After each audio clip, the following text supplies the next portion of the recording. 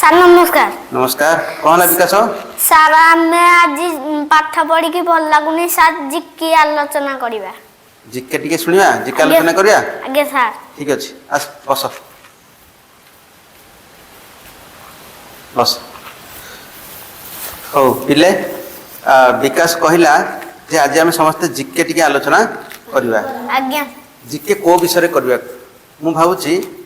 भारतर प्रथम महिला विषय टी जिके आलोचना करियली मु भाबुची ଆଜ୍ଞା ସାର୍। हला ठीक अछि हो अच्छा गोटे कथा कहल देख गोटे पचार प्रश्न भारतर प्रथम महिला राष्ट्रपति किए भारतर प्रथम महिला राष्ट्रपति किए जानछ कि कहलु हाँ भारतर प्रथम महिला राष्ट्रपति होचंती प्रतिभा देवी सिंह पाटिल प्रतिभा देवी सिंह पाटिल ठीक अछि हला जाऊ श्रद्धा जानथिला ए क्वेश्चन ता तापर आ गोटे क्वेश्चन हम देखिबा जे भारतर प्रथम महिला प्रधानमंत्री किए इंदिरा गांधी समस्त मन रखलो ଆଜ୍ଞା ସାର୍। भारतर प्रथम महिला प्रधानमंत्री होउछंती इंदिरा गांधी हैला बुझि पारल तो समस्ते तापरे आ गोटे कथा देखा भारतर प्रथम महिला राज्यपाल किए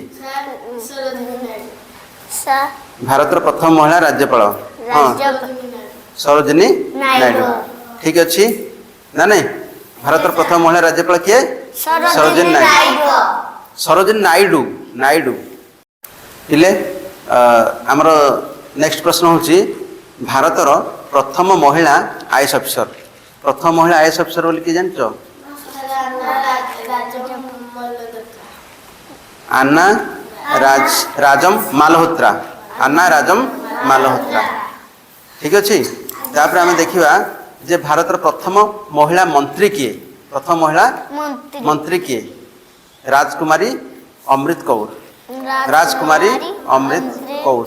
है तापर भारतर प्रथम महिला विचारपति माने विचारपति माने सुप्रीम कोर्ट रो भारतर प्रथम महिला विचारपति सुप्रीम कोर्ट रो एम फतिमा बीबी कौन एम फतिमा बीबी बुझिपार समस्त बुझल देखिए प्रथम महिला सभापति अरे आमर जो भारत जातीय कांग्रेस गोटे दल थिला से जातीय कांग्रेस रो प्रथम महिला सभापति बा the first president of Indian National Congress Sarojini Naidu होचंदी से भारतीय से जातीय कांग्रेस रो सभापति थिले एवं जदि आम कहिबा वैदेशिक लोक किए थिले ना आनी बेसांत से जने इंग्रेज लोक से थिले भी महिला सभापति है पिले आ गोटे आम प्रश्न जानिबा जोटा कि आम शेष प्रश्न बोली कहिबा भारतर प्रथम राष्ट्रपति नाम कौन किए कहि पारे कह डॉक्टर राजेंद्र प्रसाद अच्छा डॉक्टर राजेंद्र प्रसाद विषय आउ टिके आम कहीदेवा डॉक्टर राजेंद्र प्रसाद होउछंती भारतर जो संविधान प्रणयन सभा गठन कराइथिला से सभार से थिले सभापति आमर भारतर संविधानटा लेखिया पई लागिला 2 वर्ष 11 मास 18 दिन लागिला हेले से जो संविधान प्रणयन सभार सभापति थिले डॉक्टर राजेंद्र प्रसाद जो दिन डॉक्टर राजेंद्र प्रसाद सिग्नेचर सेठी लागिला से दिन संविधान प्रणयन हो गला माने से दिन आम कहूचे जे 1949 मसीहा नवेम्बर 26 तारीख 1949 मसीहा नवेम्बर 26 तारीख दिन डॉक्टर राजेंद्र प्रसाद सिग्नेचर कले से संविधान रे से दिन ठू आमर संविधान प्रणयन हो गला बोली आम कहूचे है आउ से संविधान टाक कार्यकारी कराइथिला 1950 मसीहा जनवरी 26 तारीख दिन जोटा कि बर्तमान आम पालन कले जनवरी 26 साधारणतंत्र दिवस ना नहीं तो संविधानटा लेखा 1949 मसीहा नवेम्बर 26